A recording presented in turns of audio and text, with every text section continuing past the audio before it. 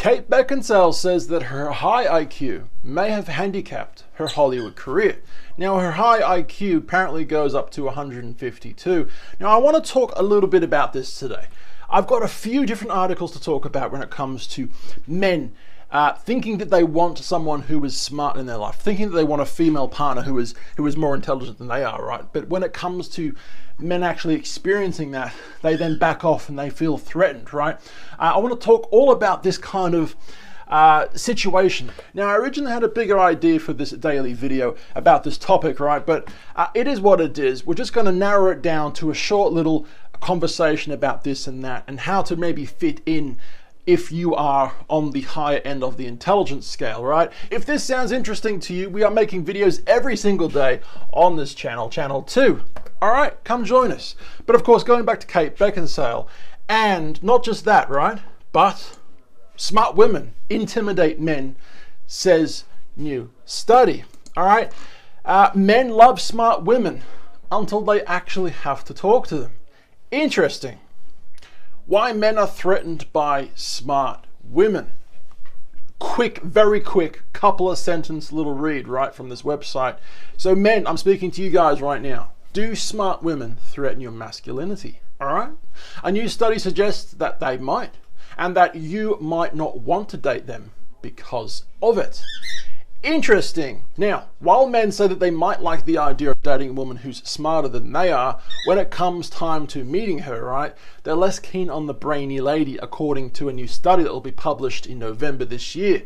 So speaking from evolutionary standards at least, right, men and women, they want to date someone who has intelligence, so they can pass that intelligence to their offspring, all right? So they can produce tiny little beautiful babies that are also quite smart as well, all right? Now that would be the goal of, evolutionary wanting to have someone in your life who's also smart, right? But it is what it is, right? Like-minded people attract like-minded people. So what I'm trying to say is sometimes punching above your weight isn't going to work out for both people. Sometimes the smarter person in the relationship will be feeling like she deserves better or he deserves better, all right? And the person, the not as smart person, the dumbass, let's just say it for what it is, the dumbass, not quite, but the dumbass person in the relationship kind of thing, they would feel maybe insecure that their better half, male or female, is actually smarter than them. So I think what we're trying to say in this video, because like I said, I had something bigger planned for this video, but I wasn't able to get it into a package deal for a daily episode. So what I'm trying to say is, I think for the most part, it seems to work out better if you hang with people of your same caliber. All right? I think that's what I'm trying to say. Now I'll show you a little bit more, right? So this is another thing I wanted to talk about. How to fit in and truly become a part of anything. Now I'm not going to be reading this, but it just goes to the next thing. And you may not know at first why this combines, right? But they do. How to talk to children, even if you don't have any. All right? Now, where are we going with this conversation? Well, let me show you, right? Hopefully this works out. I did in my mind at least, okay? So if you're someone with, slightly above average IQ, or maybe even well more than that kind of thing, right? If you want to fit in to a society of dumbasses, us, right, pretty much, then I think you need to act a little bit like Kate Beckinsale, all right? This girl right here. Now, maybe she wasn't acting well enough in her private life when it came to trying getting jobs or not, because maybe she wasn't getting the right amount of jobs because of her high IQ. Maybe if she had these words of advice earlier, maybe she could have got better acting jobs, I don't know, instead of potentially intimidating the men that that were going to hire her for these jobs. Not that it's her fault, right? It's the fault of the men who feel maybe insecure around her, right? So I guess what I'm trying to say is how to fit in and truly become a part of anything also works into, how to talk to children, right? You've got to have a certain lingo. If you're, I'm very rich, I am very famous, and I am very intelligent, all right? I am better than you, and there's nothing you can do about it. Okay, I'll stick my nose up in the air at you. at you, okay? Doing that in front of people with lower IQ, they will obviously think bad of you. Now, of course, most rich people and most smart people don't do what I just did, but it's kind of a demonstration, right? You need to adapt, and you need to, well, that's probably the better word. You need to adapt, right, to a situation you're going to. So if you're going to a room filled with kids, right, you're not going to speak to them like they're a bunch of adults. You're going to speak to them like, hello, children, how are you today? Nice, loud, long words.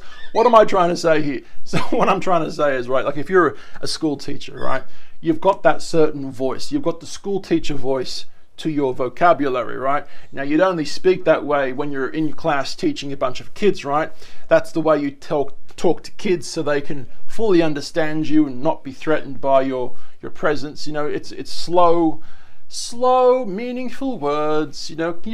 Can you hear me? Yes, you can. I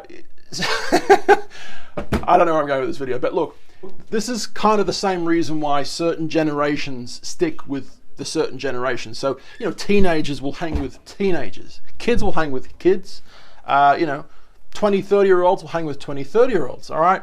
50s and 60s-year-olds and 70-year-olds and all that kind of thing. The seniors, they will usually hang with the seniors because they can identify with them because they've had the experience and because they've got the intelligence, the lifelong lived intelligence for that senior, right? To speak to another senior, they just mesh more easily together, right? So if you're someone with higher intelligence than the average person, right, it's best to adapt, as Charles Darwin would say when it came to the animals on Earth, right? You've got to adapt to the situation that you're put in, because if you come across as, I'm an intelligent person and you're a dumbass and I'm smarter than you, right? If you come across like that, they won't accept you. You will be one of the most disliked people in that room, even if you're a likable person, right?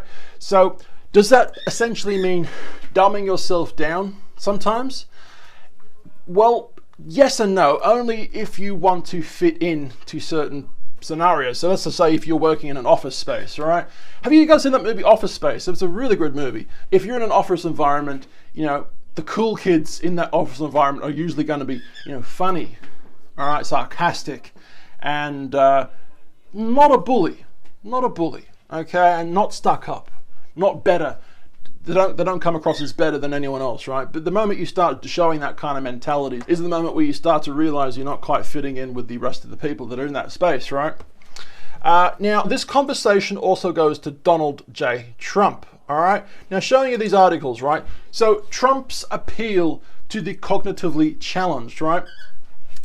Interesting. New research reports Trump voters were more likely to perform poorly on a test of intellectual ability. Interesting. Now, I'm kind of a Trump supporter, okay? Now, does that make me a dumbass?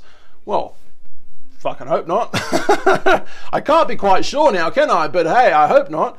But there was a thing, right, where Donald Trump was speaking a certain way, and the way he was speaking made him potentially win president when he did win, okay?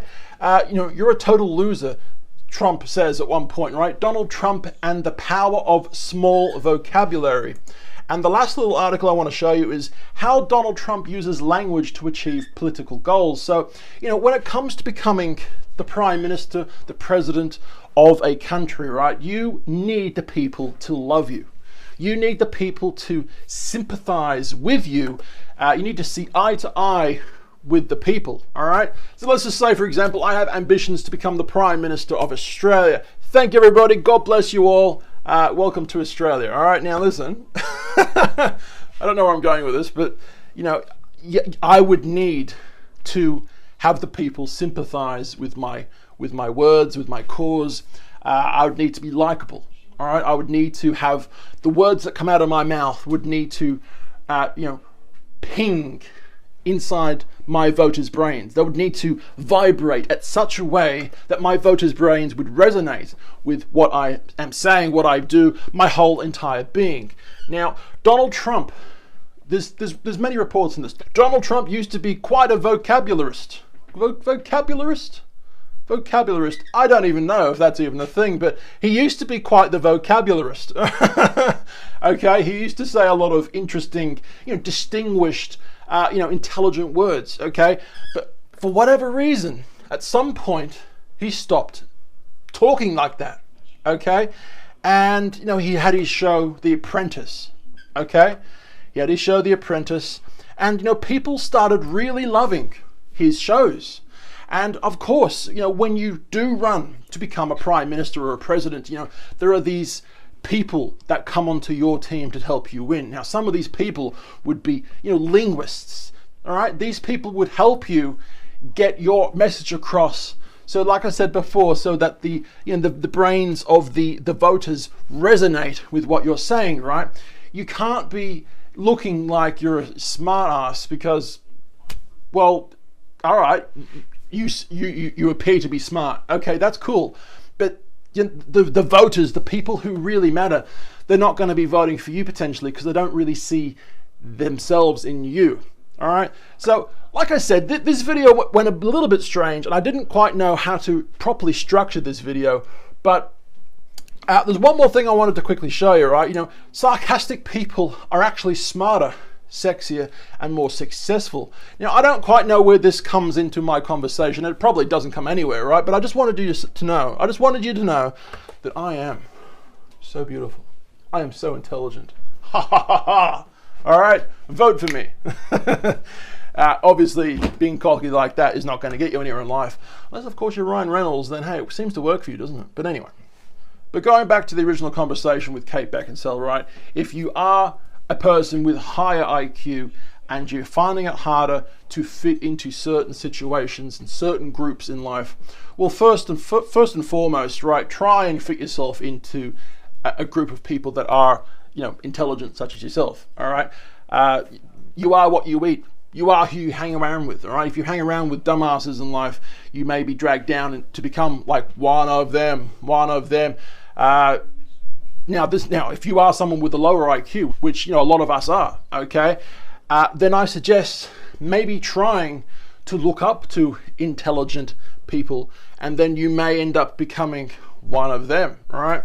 Basically, if you hang with a bunch of billionaires in life, you may end up becoming a billionaire, not because they'll give you the money, but because you will learn the traits of that billionaire, of the smart person, and seeing what they do every day. You can then utilize that in your life, right? But of course, if you hang around drug addicts, drug dealers, people that don't really have any ambitions and goals in life, then, you may very well end up like that. So basically, end conversation, right? If you want to hang with a bunch of people that are maybe not as intelligent as you, then try and act like them if you want to fit in. But of course, if you don't want to fit in, then hey, just be the absolute cool person you were born to be. All right, you're absolutely cool who you are. Guys, we're on 2 different channels, channel 2 and of course channel 1, Instagram, Facebook, YouTube, at Tallboy Gareth. All right, I've been Tall, my name's Gareth, and I'll see you for tomorrow's video. Hope you like this video. I don't really know where it went, but all right, see ya.